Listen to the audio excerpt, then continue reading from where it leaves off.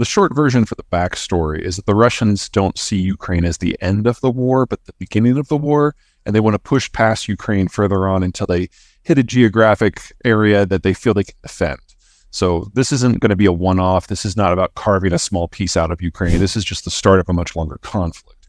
And in that sort of environment, you've got to take into account how oil moves.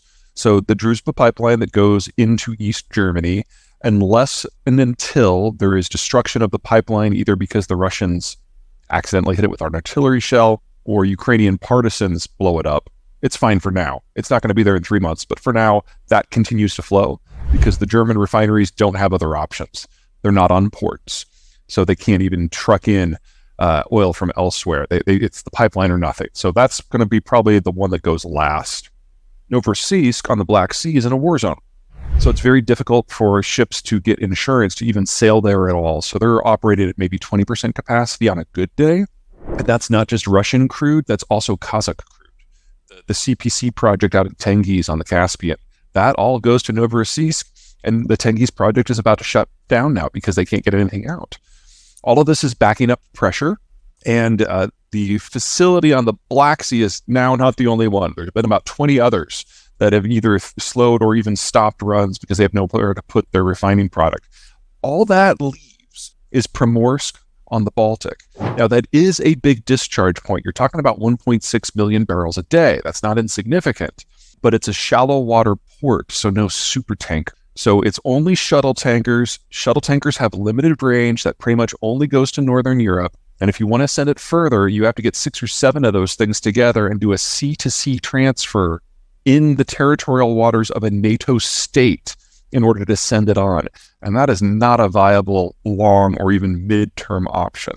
So we're seeing the pressure building up already, and probably within a month or two, they're going to be forced to shut in production for the long term. At a minimum, you're talking about needing to have a replacement government for the Putin regime. Well, the Russian government would need a completely new leadership cadre. It's not clear that one even exists. And then they would have to hold the line and generate stability lasting at least 10 years before you could even start the real work. So we're getting to a point where everyone but the Germans are cutting Russian energy out of their equation.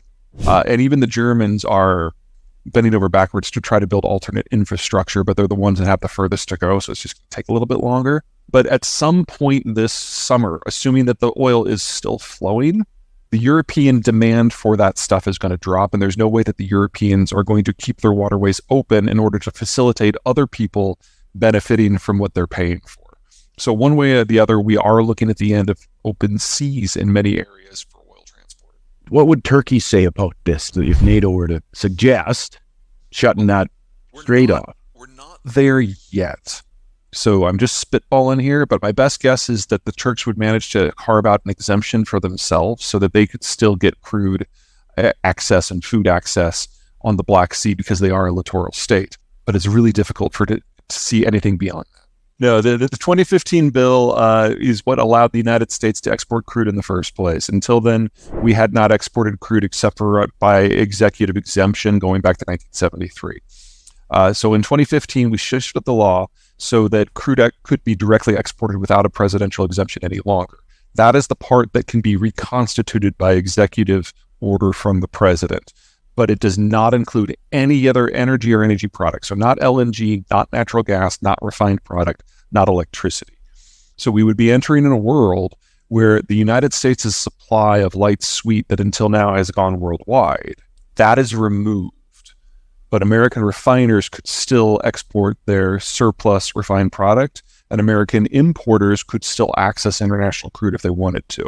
But this is going to generate such a huge price disconnect in a post-Russian oil environment that we're talking about an environment with a functional ceiling in the United States and probably Canada of about 70 to 80, and then a functional floor everywhere else that is at the absolute minimum like 170.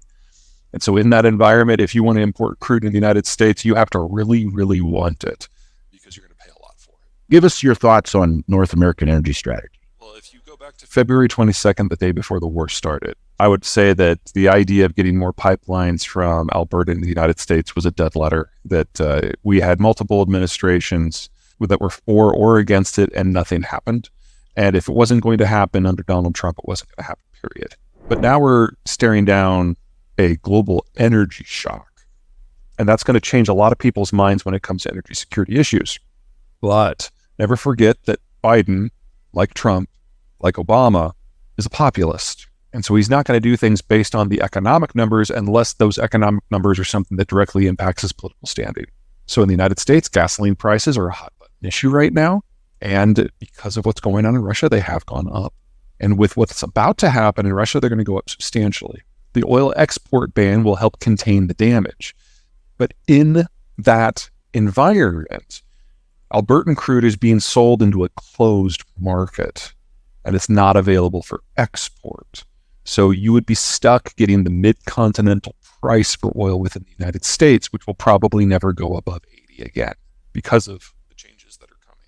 I don't think this can happen with crude. Now, that can change with an act of Congress, but Congress is slow, and there are a number of factions involved, and most of them would probably be thrilled with having a cap on what oil prices in the United States can be. Now, you're right that there will be elasticity in other things, especially refined product, because if you can buy crude for $60 to $80 in North America as a refiner and then sell it into a global market where it's below or above 170, I mean, that's a slam dunk business decision.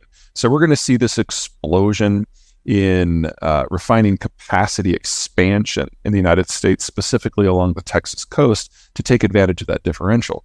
The elasticity that we're likely to see is going to be in other things. For example, California didn't participate in the shale revolution. They're not linked into the American oil transport grid in any appreciable way, and they are the state that imports the most crude. So I can see California having a price differential that is much more similar to what we're going to have in East Asia than what it is in the rest of the United States. And so Americans will have the option of an arbitrage internally that could make them a lot of money. As for Canada, you guys are in a supersaturated market and you're selling into a supersaturated market. You're actually more insulated from the global price pressures than almost all Americans. Now, if you're an oil consumer in Canada, that's great. If you're an oil producer, it's the other thing. One of the things that we're seeing with crude right now is we know we're going to lose 4 to 5 million barrels a day of Russian crude. That is going to force the Europeans to go interface with a lot of their former colonies in Africa to make sure that crude goes north instead of east, which means that you're going to have this massive shortage in the Chinese market. They're not going to be able to function if they lose half their energy. So in the time that it takes a new pipeline to get stuff off to the Pacific, there's probably not going to be a Chinese economy to sell to anymore. How bad are things in China, in your opinion? They're pretty horrific, and they're getting worse very quickly. And it's coming from a number of directions. So on the COVID front, they don't have a vaccine that works. Full lockdowns are the only tool that they have. So they've already locked down Shanghai and Ningbo. They're in the process of evaluating whether they need to shut down Guangzhou, but it looks like almost certainly at this point. So that takes the two largest industrial and manufacturing centers in China, responsible for roughly half of the total. It just takes them offline for an indeterminate period of time. The Shanghai lockdown has now been in place for 2 weeks already, and there are no signs from the government that there's going to be any meaningful loosening of that. So the ports are down, the manufacturing is down, the people are locked up. The only facilities that are still running are those who have decided to keep their workers captive. And since Omicron is more communicable than measles, this is the start of this, not the end of this. This is the new normal for Chinese manufacturing. This is as good as it's going to be. On the energy side, the great loser from the Ukraine war, after Ukraine obviously, is China, because the energy that goes direct from eastern Siberian fields to China can only be produced by foreign firms. The Russians can't operate those projects. They're all getting shut down. So that's going down. And then anything that might come the long way around has to go through that shuttle tanker repackaging, sailed by a bunch of NATO countries, and ultimately make it. And that's just not a very feasible plan, especially when people are talking about energy security. And that's before the Europeans start redirecting anything or the Indians start getting politically active in the Persian Gulf, all of which is going to happen this year. So we're looking at a sustained energy, not shock, shortage in the Chinese market that is going to last at least several years. And then at the top, Chairman Xi has intimidated or executed or exiled everyone who is capable of independent thought in the country. into silence or destruction. And so China cannot adjust its policy because there's no longer a cadre of smart people to make the policy in the first place. People are carrying out what Xi says to the best of their ability because he's their emperor. And that's that. And so we're seeing these amazing policy disconnects in health, in agriculture, in electricity that shouldn't happen in a country that has a leader with an IQ of at least 95. And it's destroying the Chinese capacity to be the China that we know.